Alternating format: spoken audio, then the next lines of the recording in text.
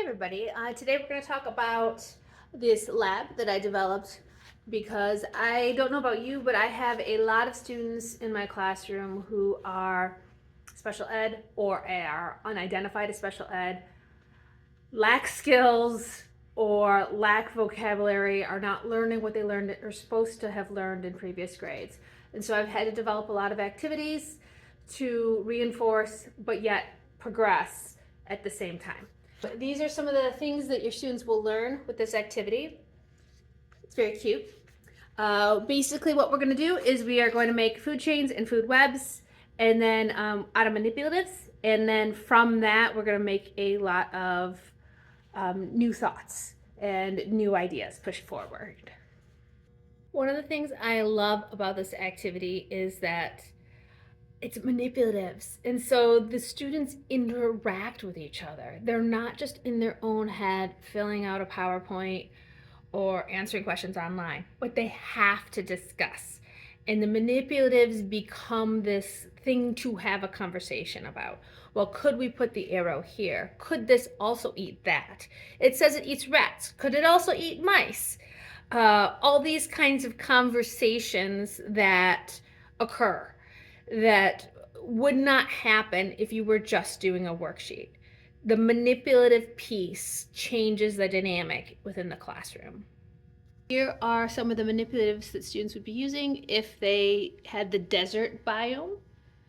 They point to things, they cover them up, and it becomes a very engaging activity. Okay, so you can see here, we got an introduction of what is a food web and food chain. There are 5 different biomes available for your students to use. I printed out the desert biome one here for us to use today, but I also have a set of activities with tundra, tropical rainforests. Okay, so you can see here, we got an introduction of what is a food web and food chain. There are 5 different biomes available for your students to use. I printed out the desert biome one here for us to use today. But first thing your students will do is they will need to make a food chain. And it's great because they will start to discuss, like, is there one right food chain? And this causes them to argue with each other and really leads to good discussion in your group. What's the limitation of using a food chain?